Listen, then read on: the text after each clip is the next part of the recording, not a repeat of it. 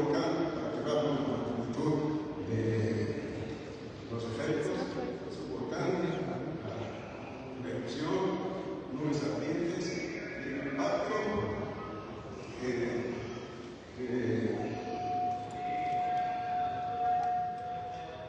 tenemos que aceptar y enfrentarnos al universo real que vivimos. Y si algunos de nuestros mitos o nuestras creencias resultan incompatibles con nuestra realidad, entonces es hora de revisarlos, de actualizarlos. ¿Qué quiere decir esto? Si hubiéramos entendido esa idea, ya seguiríamos.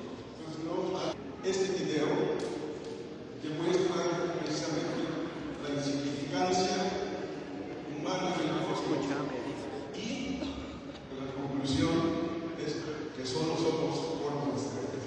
El universo es tan enorme, tan amplio, que nadie sabe cuál es su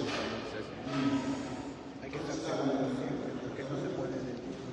Las personas pues también empiezan a transmitir hay que darle la edad del universo, de acuerdo a la clasificación, dicen es de 13.800 millones de años.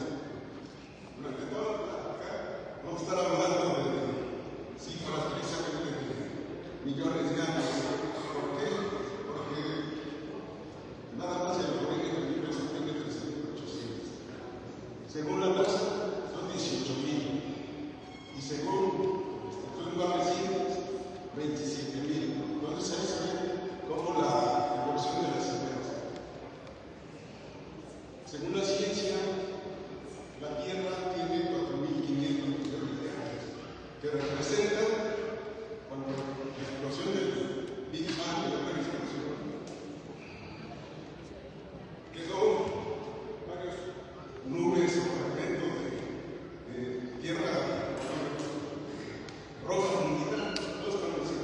La Tierra se empieza a consolidar, tiene 4.500 millones de años. Según la Biblia, tenemos 5.000 años.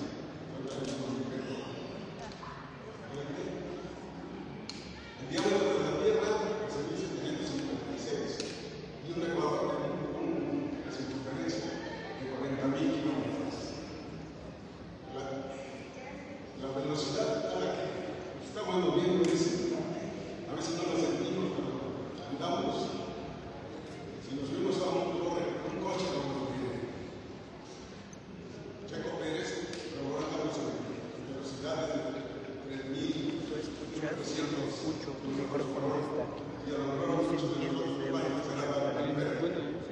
Pero está bien, las velocidades Escucha estamos moviendo escuchar durante el universo. por eso tiene los micrófonos. Ese audio está bien, debe escucharse bien. Entonces aquí está tu receptor. Este es la ganancia de audio que estamos dando. Este audio no es un micrófono. Cuando hace años las agencias de audios daban garantía de que lo que estoy diciendo que era una buena traducción. La Tierra se desplaza alrededor del Sol a 107.000 kilómetros por hora. El Sol viaja a 2.792 kilómetros por hora y tarda 225 a 250 millones de años en dar la vuelta al reloj de la galaxia. Con cuidado y vuelve. Entonces andamos moviéndonos así bajita la mano, como 100.000 kilómetros por hora, los cuerpos no sé. Según las primeras formas de vida andan de 1.900 millones de años. La especie humana se desarrolló hace 2 millones de años en África Central. Hace 200.000 años surge el Homo sapiens. Luego, los primeros humanos llegaron a América entre 15.000 y 25.000 millones de años. Siguiente. El hombre llega al territorio mexicano hace 200 siglos. el hombre de Tepexpan, que es uno de los 8 más antiguos del hombre en continente, bueno, perdón, en México, tiene apenas 4.000 años, de 40 siglos.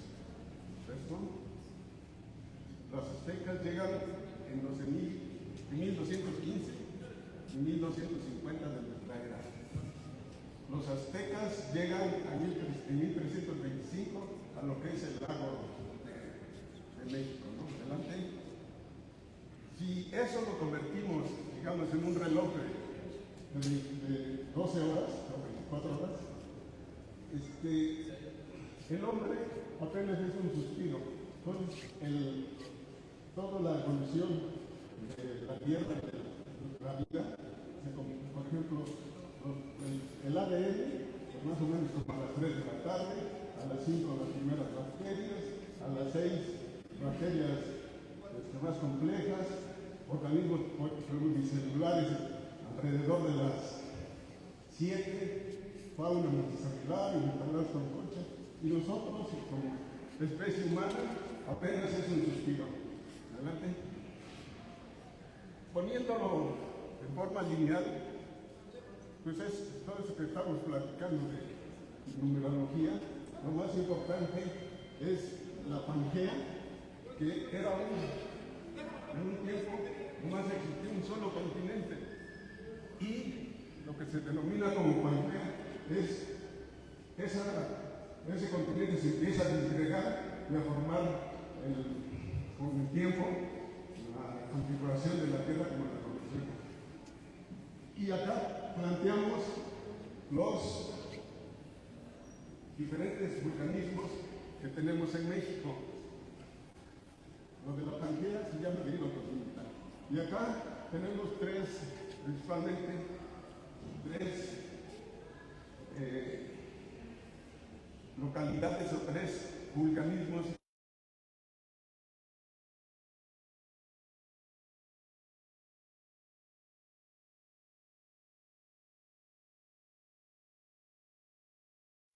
Entonces, toda esta línea rosa es este fragmentito, lo ampliamos, y cuáles son las primeras pulsaciones del vulcanismo en México.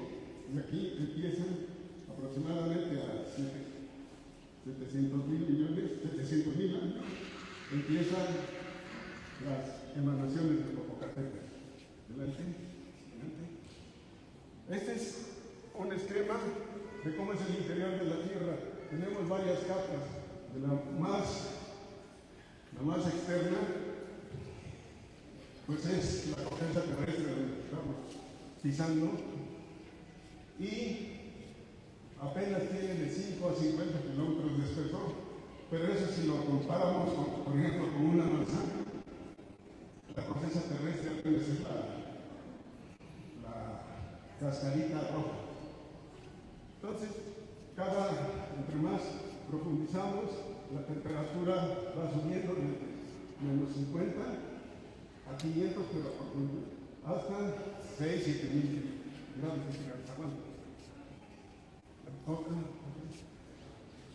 Hay un pozo que hizo la Unión Soviética para, según cortar donde estaba el manto superior, para atravesar la corteza terrestre, y perforaron 12.000 metros o 12 kilómetros, y no lograron llegar, y parado por cuestiones de temperaturas empezaron a calentar las herramientas, y es el dato más profundo que tenemos, o que se ha tenido acceso por la especie humana. Ahora sí vamos a ir introduciendo conceptos. ¿Qué es el magma? El magma es roca fundida que está en el interior de la Tierra, que está a presión y temperaturas relativamente altas, y siempre, por cuestiones de termodinámica, cuando se enfría tiende a subir, cuando se calienta tiende a subir, y cuando se enfría tiende a bajar. Entonces, Este ciclo se llama corrientes de convección, es como un olla express. Y las temperaturas varían entre 650 y 1200 grados centígrados. La composición, casi la mitad, es oxígeno, sílice y aluminio.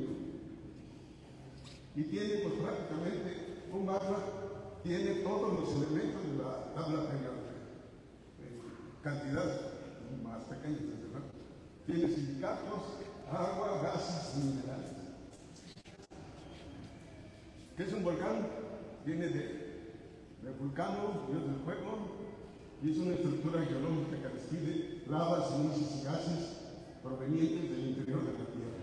Otros dicen que es una abertura de la corteza terrestre que se conecta a través de un conducto chimenea con una cámara magmática. El material que expulsa es el magma. ¿Cuántos volcanes hay en el mundo? Según la NASA, son 1500 y solo 20 están activos. Bueno, 1500 activos y solo 20 son de importancia. En México dicen que tenemos 200, pero vamos a ver, por eso le pongo signos de interrogación, y 48 son reconocidos como volcanes y 18 activos. Para que un volcán se considere activo, debe haber mostrado una actividad en los últimos 10.000 años. Entonces, por ejemplo, nada más en la zona de las alcaldías de Tlalpan y Milpalta hay alrededor de 140 volcanes. Entonces, aquí como ejemplo ponemos esta imagen de satélite y su interpretación. Cada puntito amarillo es un volcán y los diferentes colores son los diferentes tipos de roca que emanaron esos volcanes. Siguiente. Entonces, 140. Y nada más aquí entre Guadalajara y la zona de los azufres, una unidad geotérmica. Miren, todos estos puntitos son volcanes. Entonces nada más ahí andamos hablando de, pues no sé, trabajos de cuánto fueron como unos 200. Adelante. Ahora sí vamos a ver los procesos que intervienen para la formación de volcanes. Esta es la famosa Pangea que les hablaba, era una masa continental que se fue disgregando. Si le das por aquí, tiene una flechita arriba.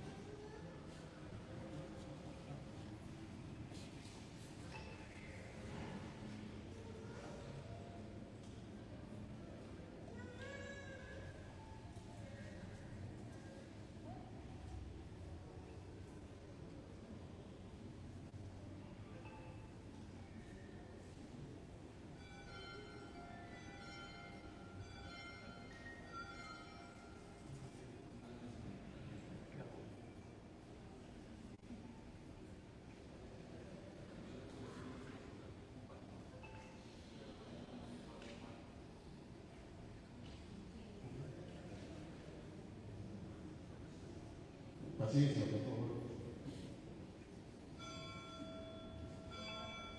Es muy importante ver este proceso.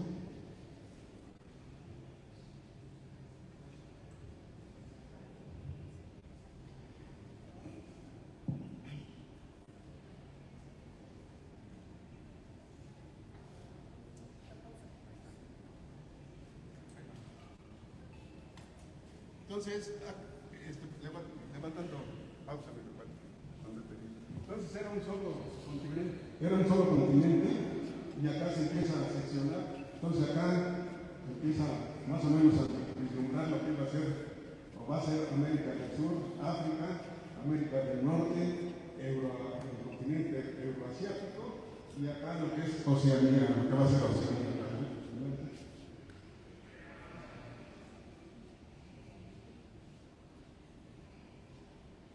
Eso ocurrió hace 200 millones de años, en 195 millones de años. Adelante.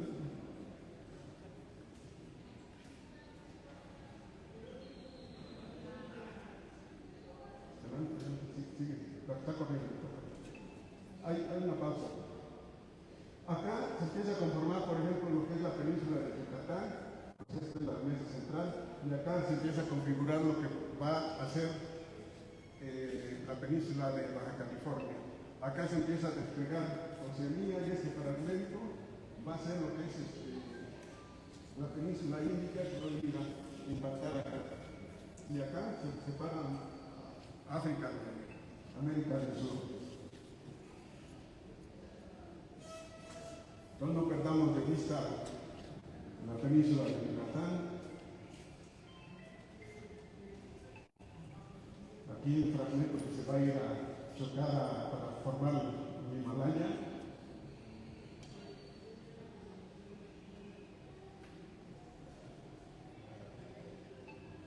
De 80 millones de años, la península de Yucatán.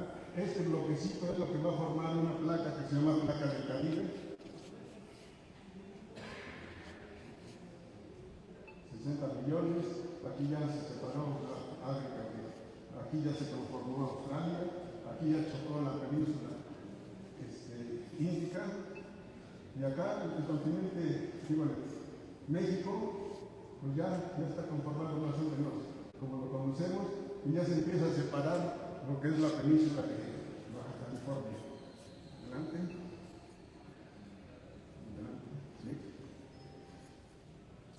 Cuando se empezó a hablar de que la Tierra se movía, que había separación de continentes, los continentes se movían, decían, pero ¿dónde están las pruebas, las evidencias?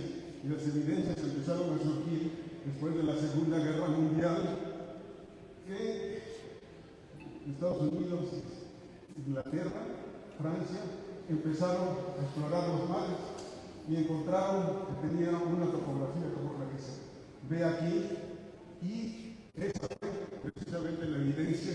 Aquí está la cicatriz de la separación de los continentes. Todo esto lo hicieron alrededor del mundo, pero más que ciencia pura, era para ver que el mineral sabe que aprender. Adelante.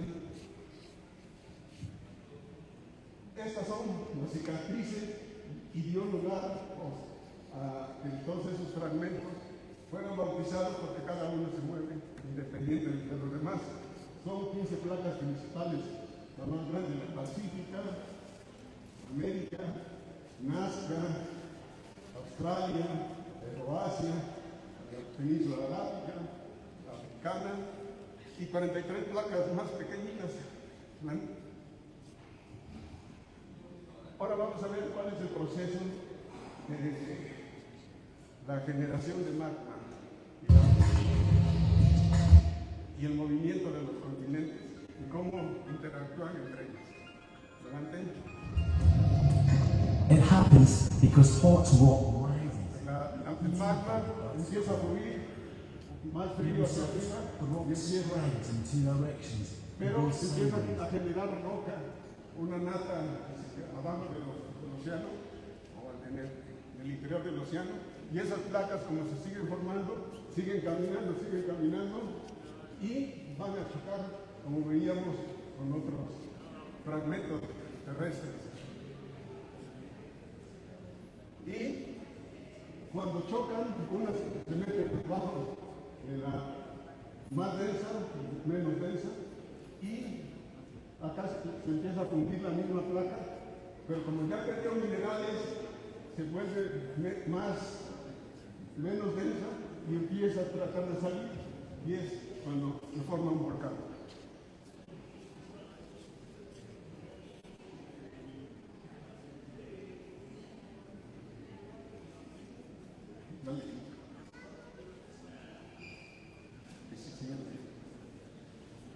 Y el resultado de todo ello, tenemos acá las corrientes de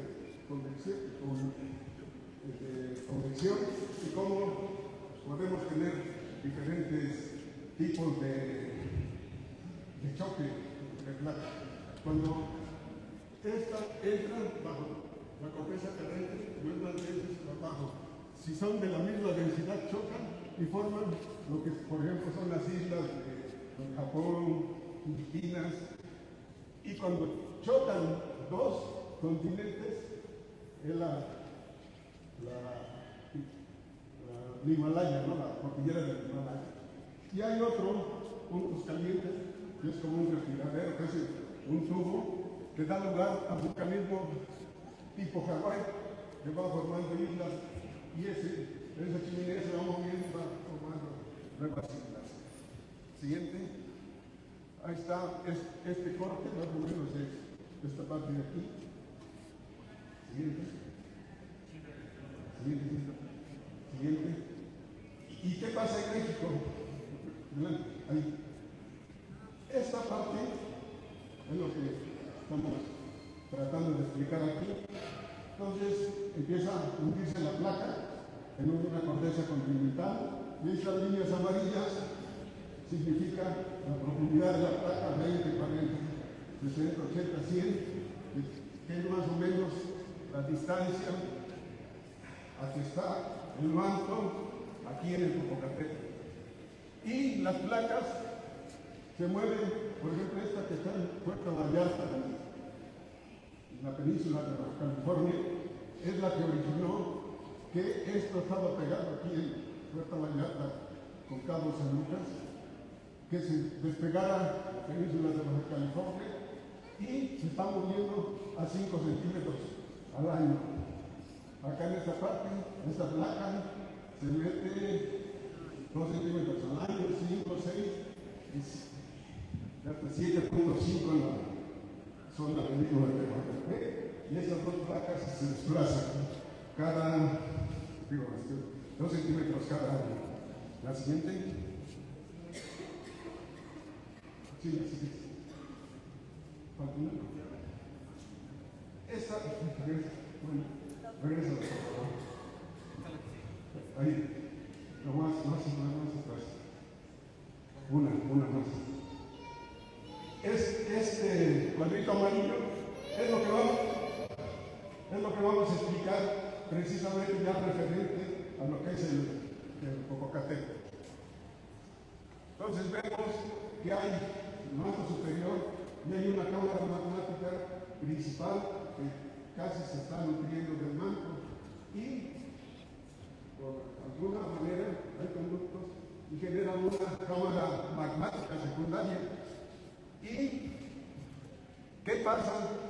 Por ejemplo, acá nosotros tenemos el volcán Popocatépetl, esto sería esta parte, y acá estaría la cámara magmática, perdón, esta cámara. Pero ¿qué es esto, no? En este esquema? Esto está lleno de magma y está sobresaturado de vapor, de agua y gases. Esos son los detonantes para que haya movimiento de magma. Entonces, igual, el mismo proceso, el gas es más ligero, tiende a subir, entonces empiezan a llevarse unas burbujas, depositan el gas, se descargan, se vuelven más densos y bajan, y ahí están. Pero a la vez estamos formando un tapón y en el caso de las erupciones tipo Popocatépetl, lo más importante es esta parte, que haya un domo. ¿Sí? El domo se va siendo más grande y va dándole más presión a esta cámara magmática.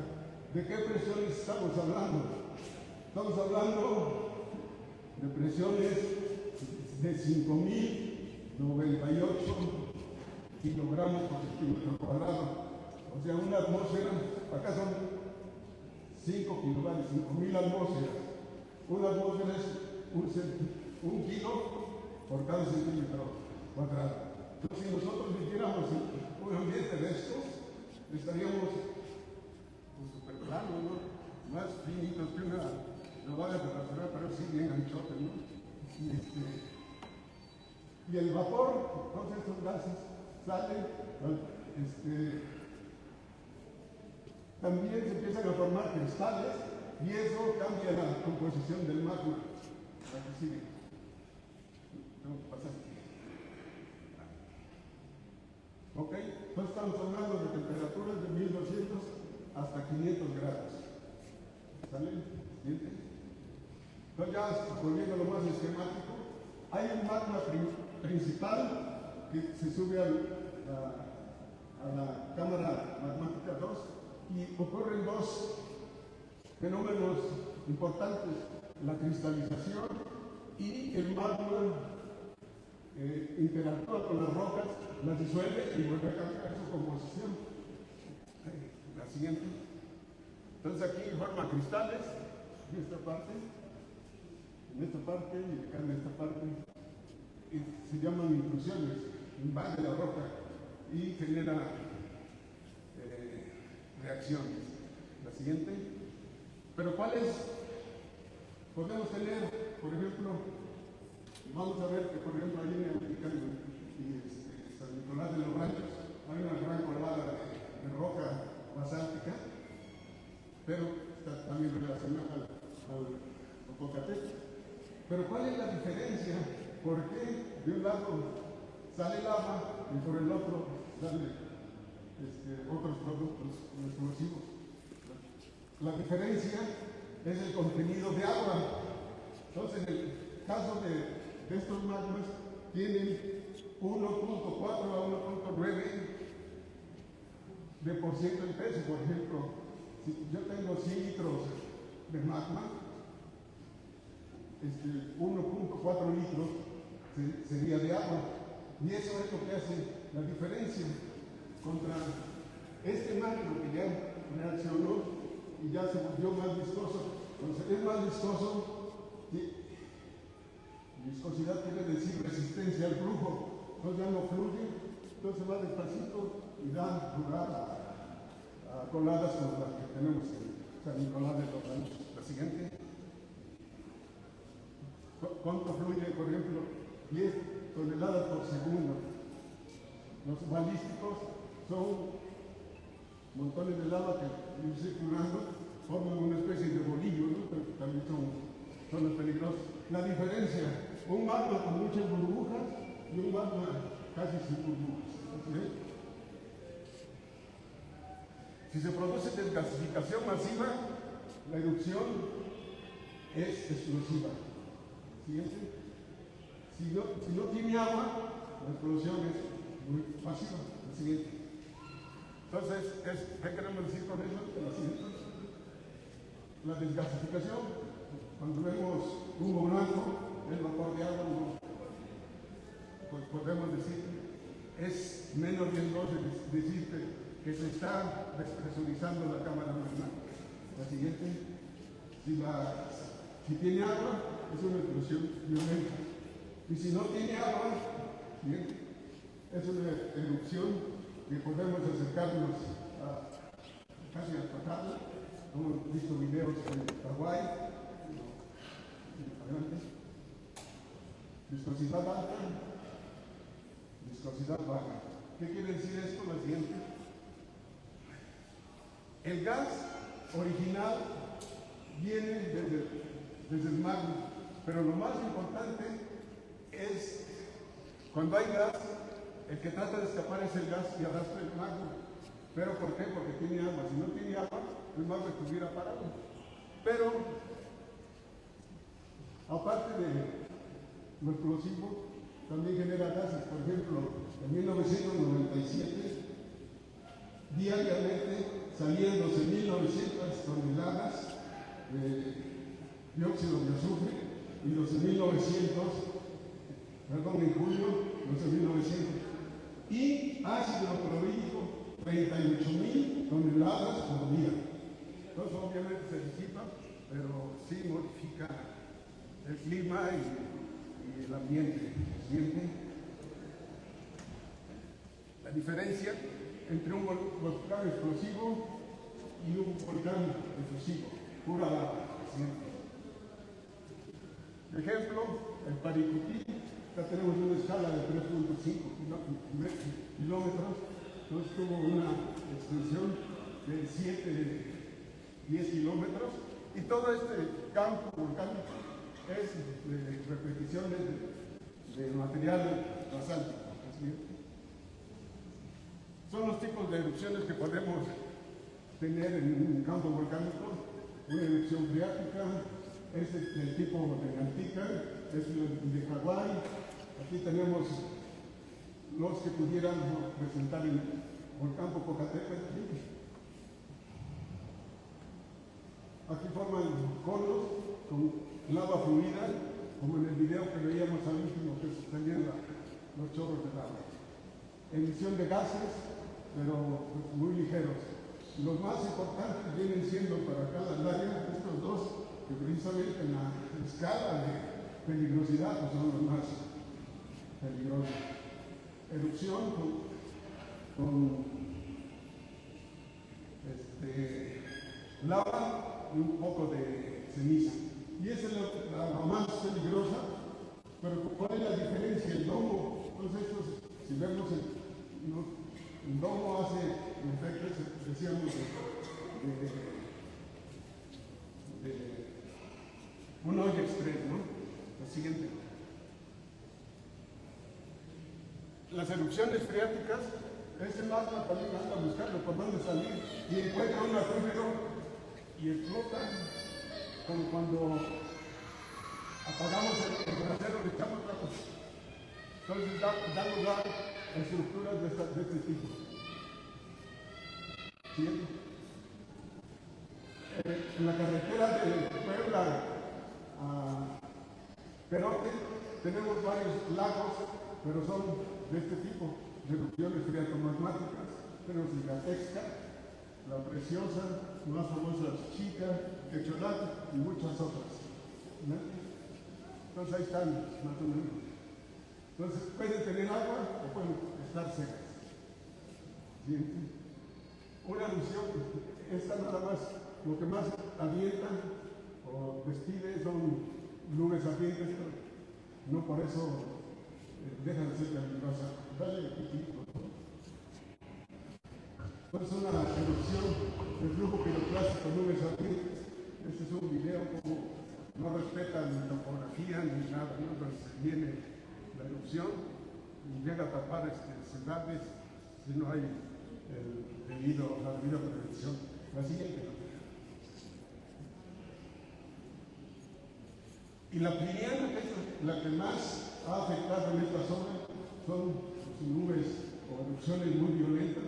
Esta es una foto de la estación espacial y pues invade, a veces dan la vuelta a las cenizas alrededor del mundo. ¿Siguiente? Las avalanchas, este es muy importante porque este es el volcán de Santa Elena en Washington, estado de Washington. Esta era la cumbre de 1980, hubo una erupción, se vino todo este material, formó las famosas avalanchas y las frentes de las avalanchas generan como una represa, que es el caso que vamos a ver acá en la lista. Siguiente. Materiales que expulsan, gases, dale un clic aquí.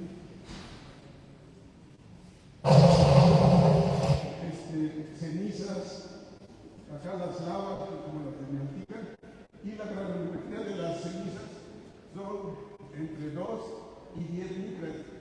Una micra es la milésima parte de 1 milímetro. Siguiente.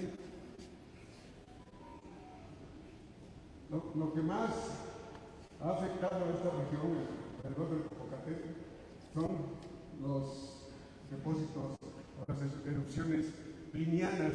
¿En qué consisten? Principalmente son grandes espesores de piedra pómez. La pómez tiene esa textura porque todos los hoyitos son gas y se vuelve más ligera. Y todo lo que no es gas es una roca, pero como tiene mucho gas o mucho espacio, flota. Lajares, cuando están erupcionando los volcanes, se van acumulando arenas, cenizas, y cuando llueve se va hacia los ríos y las laderas, son lodos que traen todo ese material volcánico que no se ve consolidado. Ahora si vamos al vulcanismo en México, líquido. ¿Cuántas provincias tenemos? Tenemos una de 56.7 millones de años, la Sierra Madre Occidental de 33 a 23, el Eje Volcánico de 11 millones, la Sierra Madre del Sur de 5 millones. Entonces estamos casi el 70% del territorio mexicano está cubierto o 60%. Fíjate. Entonces esa es la evolución desde los 19 millones de años,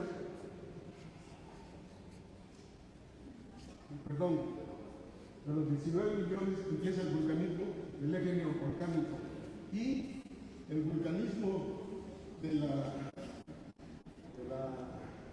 eje neovolcánico donde está el Popocatépetl ha tenido toda esta evolución desde los 19 hasta el reciente. Entonces aquí está cubierto de volcanes, veíamos por ejemplo en la zona de Europa, como está lleno de volcancitos. Siguiente. La historia volcánica del Popocatépetl, nosotros estamos aquí y acá está la Sierra Nevada, está el Popo, Iztaccíhuatl, Tlaloc, la Sierra de Chichinauhtzin, la Sierra de las Cruces, el Nevado de Toluca y sus diferentes valles. ¿Por qué se forman los valles? Bueno, aquí están pues algunas dataciones de cuántos años tiene cada fragmento de estas sierras. Entonces el Popocatépetl empieza sus erupciones importantes desde 539 millones de años. Siguiente. Antes de que se depositaran, los magmas empezaron a fluir en este tipo de estructuras y fueron rellenando los valles. A veces no se rellenaron de todo. Siguiente. Y acá toda la historia de la Sierra Nevada empieza desde 2 o 3 millones de años y se va haciendo con una tendencia más joven hacia el Popocatépetl. Entonces, de toda esa sierrita, el Popo es de los más jóvenes, aunque tiene elecciones de 1.7 millones de años. Siguiente. El cono moderno se ha formado a partir de la construcción y destrucción de 4 o 5 volcanes. Uno de 538, Mayantla, 183, Ventorrillo, 23.000, Volcán Island. Adelante. Y esto ya visto la imagen de satélite. Nosotros estamos aquí y acá están los remanentes de cada uno de esos volcanes. Por ejemplo, el hombre llegó hace 15.000 años, todavía le tocó ver algunas erupciones del volcán Franca. Esta es la extensión de todas las rocas remanentes de estos volcanes y el rojo es la extensión de los materiales del actual Popocatépetl. Nosotros estamos aquí. Esta es la colada de Mismanalco, Mialtican. Siguiente. Lo más importante acá, y decíamos que las erupciones más fuertes que va a soportar esta región son las erupciones plinianas. Pero parece ser, según mi opinión, que vamos disminuyendo en la explosividad de las erupciones hacia la actualidad. Empezaban de erupciones muy violentas, menos violentas, y acá hay un dato interesante que vamos a tratar, que el 19 de febrero de 1919 ha sido la única vez que erupciona un volcán por la mano del hombre. Así mismo. Entonces hay más o menos figuras de cómo estaban en 1883. esta foto va a ser importante porque se ven las famosas fumarolas que vienen concentradas de azufre y dio lugar a ciertas historias. ¿Verdad? Otro dato importante es la formación de los domos. Los domos es una especie de hot cake y cómo evolucionan a través de 1994 a la actualidad. Actualmente tienen aproximadamente 80 metros por 410. Y este es en los últimos domos que tenemos. Y cómo ha evolucionado en 97, 2000, 2003, 2004. ¿Sí? ¿Por qué son importantes los domos? Decíamos desde la figurita que hablamos de las cámaras magmáticas, porque va subiendo la burbuja y va depositando el magma, pero con muchas burbujitas. Y el magma no se hunde precisamente porque tiene presión. Cuando la presión se pierde por una erupción, se forma este desquebrajamiento y ya no hay alimentación de magma y se colapsa el domo y es cuando viene la erupción.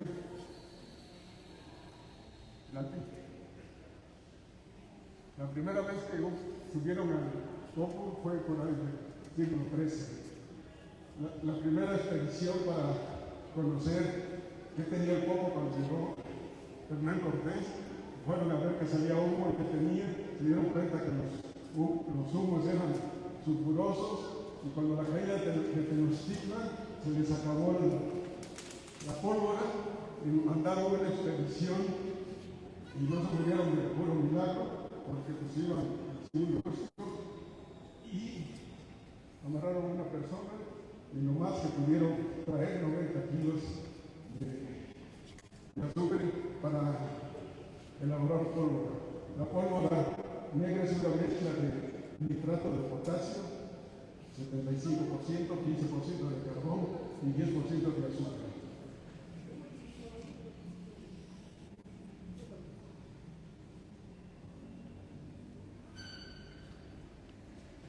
En el siglo XIX había al menos 20 subpatadas como la que vimos en una figura anterior y alguien instaló un malacate para extraer el azufre y ya mandaron a lanzar el azufre y en 1850 un señor Ignacio Reyes y otro de Atlisco, Martín Corchado, iniciaron la explotación rudimentaria para sacar el azufre, instalaron un malacate para sacar acá al lado inferior, lo transportaban de manera también rústica y fundían el azufre en el rancho de Clamatas. Otro señor más emprendedor, propietario del volcán, dice cuando las circunstancias inciertas, no sé por qué, en general proyectaron hacer un proyecto minero a conciencia, a grado de que intentaron hacer un túnel de nitrato y salir a la ladera y luego ahí lo transportarían como con carritos mineros. Pero la idea también era, yo creo, perforar el cráter, y qué bueno que no lo hicieron, pero no nos salvamos porque después vino otro grupo de personas y trataron de explotar el azufre. Entonces mandaron, bueno, ya estaban explotando y con la avaricia, pues vamos a hacer dinamita para sacar más. Entonces mandaron a 25 hombres, 7 eran los que nadaban y los otros 18 entraron, echaron dinamita, hicieron explotar el cráter, pero con la desgracia de que provocaron una erupción. Incluso con esa erupción modificó el clima y empezó a nevar. Entonces de los 25 personas que entraron, 18 personas que entraron, solo se salvó uno. Muchos murieron de frío, muchos murieron de hambre y muchos tratando de escalar se cayeron y se murieron. Solo se salvó uno. A los 4 días, después de que pasó el temporal de frío, no fueron y rescataron al único. Perdón. Estaban en 1993 todavía había dado azufre y ponemos esta porque todavía en la actualidad hay, por ejemplo en Indonesia, todavía sacan de esa manera rudimentar el azufre, lo sacan del cráter y lo llevan a 5 kilómetros al lomo de los hombres por 3 euros por día. A lo mejor ahorita con la inflación ya le subieron a 3.25. Entonces, historias y mitos. La explosión ya la vimos. Otro señor le vendieron el volcán, era un boxeador, le vendieron una porción del volcán, pero era propiedad federal, se lo timaron. El hielo para hacer los helados venía bestias hacia Puebla y se hacían las heladas. Y el famoso volcán Cuescomate, que no es un volcán, dale clic. En fe, esto no es material volcánico, es material calcáreo, piedra de calcio. Entonces son aguas termales, clic, aquí está el Cuescomate, aquí está Agua Azul y la zona de La Paz.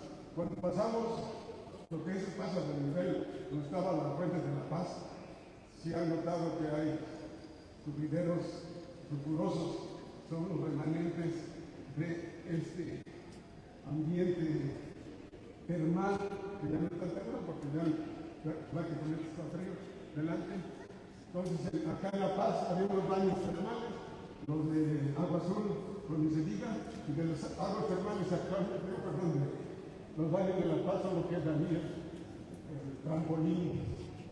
Siguiente, beneficios. El siguiente. Beneficios del vulcanismo. Si no hubiera habido vulcanismo, casi no hubiera habido vida. Impacto en el clima, formación de suelos fértiles. Todo donde encontramos volcanes siempre hay campos verdes.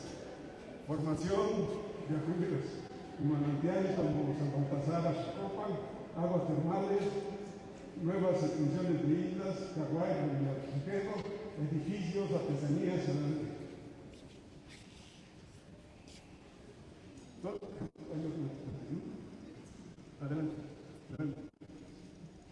Por ejemplo, todas las construcciones de la colonia Zacatecas, cantera. Palacio Municipal de Puebla, Los Altos. San Ildefonso en la Ciudad de México, que son de cantera. Palacio Municipal, que son de cantera. La estación de ferrocarril de Atlisco, Más Alto y Ladrillo. Siguiente. El convento de Santo Domingo, cantera verde, y la Catedral de Puebla, también Más Alto. Siguiente. Los yacimientos minerales no existirían si no hubiera vulcanismo. Entonces aquí hablábamos de que había una provincia volcánica, que es la Sierra Madre Occidental, que es donde está la mayor riqueza minera de México. Y todos esos yacimientos, de alguna manera, están relacionados al vulcanismo. Entonces México está en el top 10 como de 20 elementos a nivel mundial. El siguiente. La energía geotérmica. La energía geotérmica es las aguas a temperatura elevada que pueden producir electricidad y, por ejemplo, generan entre el 1.5 de la electricidad generada en México y de solo los azufres genera el 40% de toda la energía geotérmica. Entonces tenemos Cerro Prieto, Tres Vírgenes, San Pedro, los sumeros y los azufres. Ahí están las plantas geotérmicas. Actualmente México en un tiempo estuvo en el número 1 de producción de energía geotérmica y ahorita está en el 7º. Pues la gastronomía, como se diga, el molcajete metate porque le dan un sabor muy especial a la comida, sobre todo al molerlo los alimentos se revuelven con la humedad de la roca y le dan un sabor diferente. Riesgos, flujos piroclásticos, efectos en poblado, dispersión de salida, lavas, domos, bajares, colapso de edificios, gases, ondas de choque, terremotos, deformación del terreno. Riesgos, por ejemplo, postulan que la desaparición de los pobladores de Teotihuacán, nos decían que era un misterio, pero que una de las hipótesis que se manejan es precisamente por gran influencia de los volcanes se estamparon de Páramo. Pero estos volcanes son volcanes. Y todos estos puntitos rojos también son volcanes. Sismos. Los sismos, hay dos tipos de riesgo. Riesgo volcánico y riesgo sísmico. El riesgo volcánico son factores múltiples. Sin embargo, el riesgo sísmico es instantáneo. A propósito, hoy tembló como a las 9 de la mañana, de magnitud 7, no, 5.8.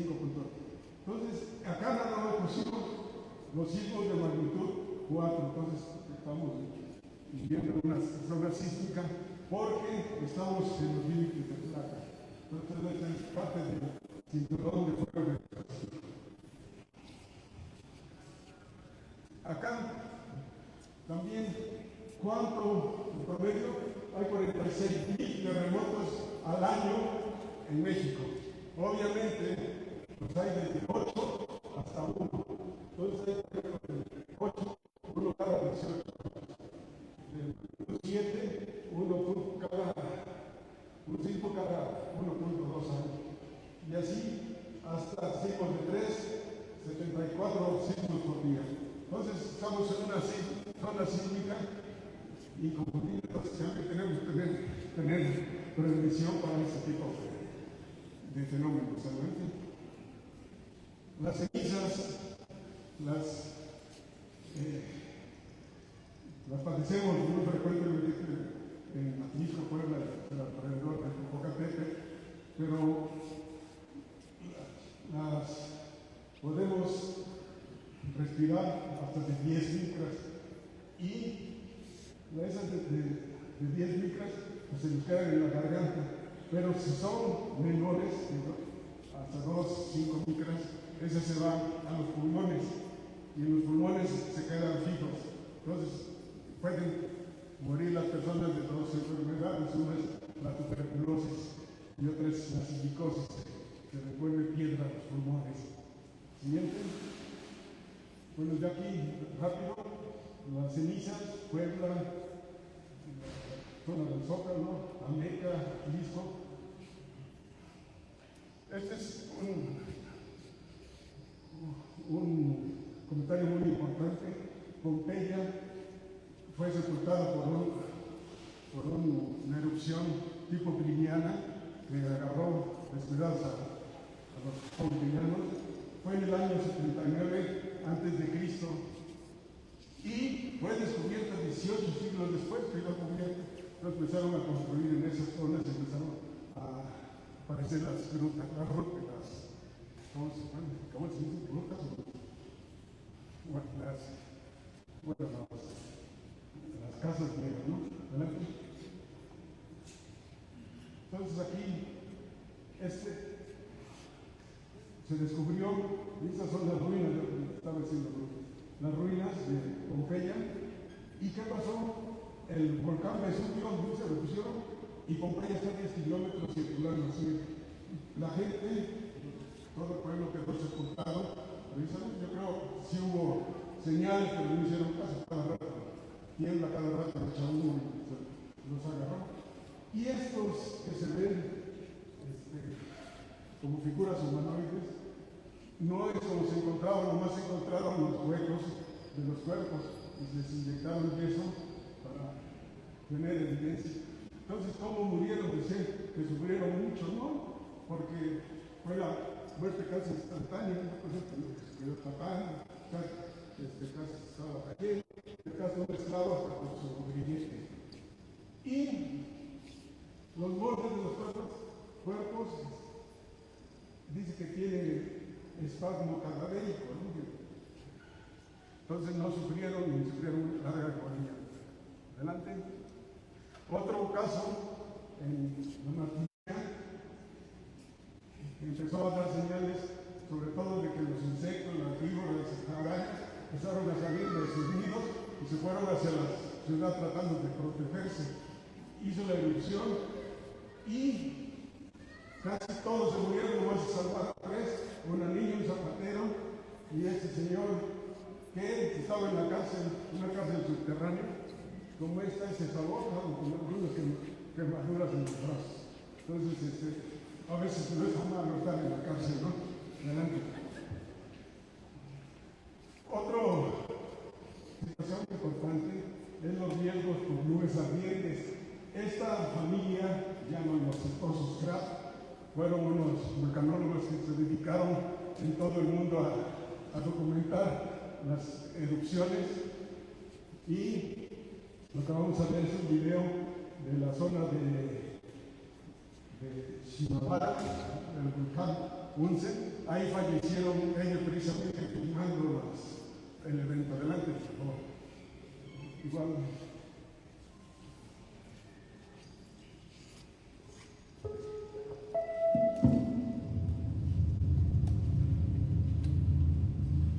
Le mont Unzen, ce volcan explosif, n'est pas entré en éruption depuis 600 ans.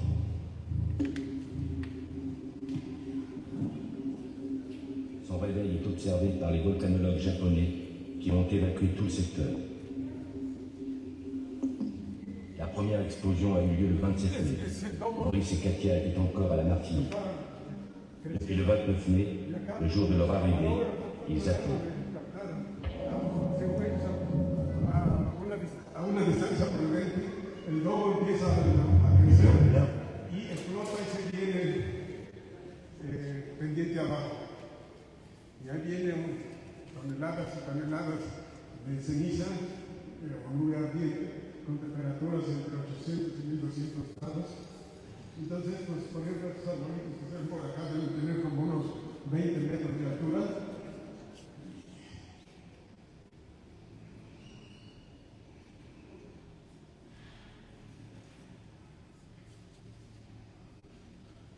Entonces acá hay un arroyo que va a dar al mar precisamente, y acá hace un efecto bien interesante, que aparentemente la nube se va a venir hacia la cámara, pero hay un efecto que cuando empieza a correr río abajo, pendiente abajo,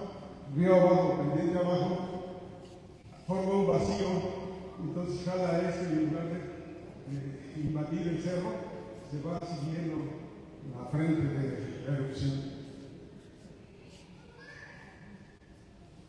Hay llamada sobre el cauce del río, y ahí miedo no anda de río. Entonces aquí es donde hace el efecto, acaba el arroyo, y acá este no es lugar de que se venga para acá o hacia acá, es absorbida por el vacío que forma el cuerpo principal.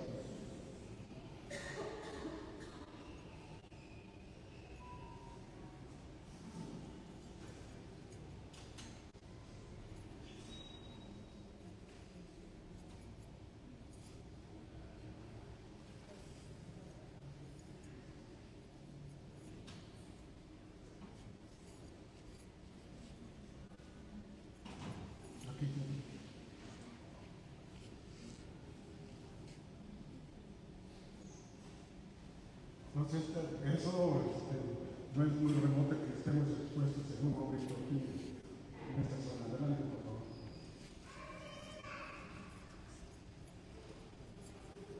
Ahí murieron los esposos Kraft. Adelante. Entonces, todo este es el efecto de la imagen que estaba tomando por aquí. Se bajó toda la nube y se fue. Y afortunadamente estaban cerca del mar y pero sí hubo afectaciones en esta parte. Siguiente. En Tetimpa, Capora, en Altica, hay una zona arqueológica de Tetimpa y pues ahí se han descubierto varios utensilios, pero no se han descubierto personas atrapadas. Parece que ellos sí fueron conscientes y empezaron a ver que había manifestaciones, se huyeron y dejaron el pueblo. Ahorita lo están trabajando en la arqueología. Es importante que hagamos uso, revisemos los actos de riesgo. Hay ya varias publicaciones y varios tipos de actas nacional de riesgo que hace el gobierno federal, el Instituto de Geofísica, y si le damos un clic rápido, por ejemplo, clic. No hay conexión. Bueno, tenemos el de gobierno federal, el Instituto de Geofísica, siguiente. Y pues ahí más o menos nos van orientando de cuáles son los peligros dependiendo de la magnitud de la erupción. Tenemos las rades, tenemos balísticos, flujos piroclásticos como ejemplo. La siguiente. Entonces, por ejemplo, en el Estado de México, que también tiene su atlas de riesgo, pues cubre todo lo que es el riesgo. Entonces, por ejemplo, tiene otra vez flujos piroclásticos, nosotros estamos por aquí. Siguiente. ¿Hasta dónde llegarían las cenizas? ¿Has visto está por acá? Hasta el poco. Siguiente. Y las radios. Entonces, es un ejemplo nada más de figuras, pero es todo un compendio de mucha información. Adelante. Ahora sí, ¿qué pasó en Atlisco? Nosotros estamos aquí en Cerrito San Miguel. Este es el flujo de Nealtica de San Juan de Izmanalco. Por acá debe estar donde están las truchas, ¿cómo se llama? San Baltasar, San Agustín. Bueno, todos estamos aquí. Valle Sur, Pachocopan, cerro que está entre Pachocopan y Betepec. Adelante. Hablábamos de las famosas avalanchas, como la de Volcán Santa Elena, y las destrucciones de los cuerpos volcánicos antes de la nueva formación. ¿Qué pasa? Se derrumba y se viene todo el mineral de la cúpula del volcán y se acumula obviamente en el valle. En el caso de Atlisco estaríamos acá en el frente de una avalancha. Y esos frentes se llaman hummocks o montículos en lenguaje en español. Entonces este es el volcán Santa Elena. Son flujos de escombros, adelante. Y entonces este es el frente, son los famosos hummocks. Este es el volcán Santa Elena y pues el mismo esquemita, ¿no? Adelante. Entonces, como evidencia de que la geología funciona a veces en comparación con elementos anteriores. Entonces, este es el Santa Elena. ¿Y cuál es la textura de su material? Este es el volcán Popocatépetl y este es un volcán de Temascalcingo, en el Estado de México, y todos tienen similitud.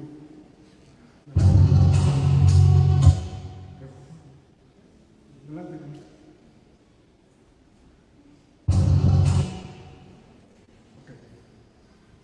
Acá, ¿de dónde vino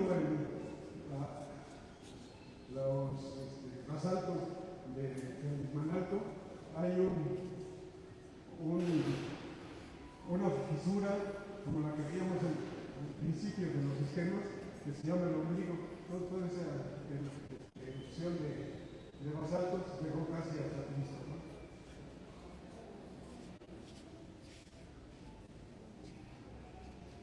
Bueno, entonces aquí ya tenemos una imagen más amplia, o casi la misma, en donde tenemos los diferentes tipos de roca que hay alrededor del volcán. Tenemos lajares, cenizas, lavas, avalanchas en esta parte del disco, los globos de lava, los volcánicos y lajares hacia el norte, hacia el adelante. Adelante. ¿Dónde están esas avalanchas de escombro? Esa es la guía, porque encima de ella hay otros materiales como que son cenizas ya consolidadas y otras erupciones basálticas. Tenemos aquí, a ver, dale clic.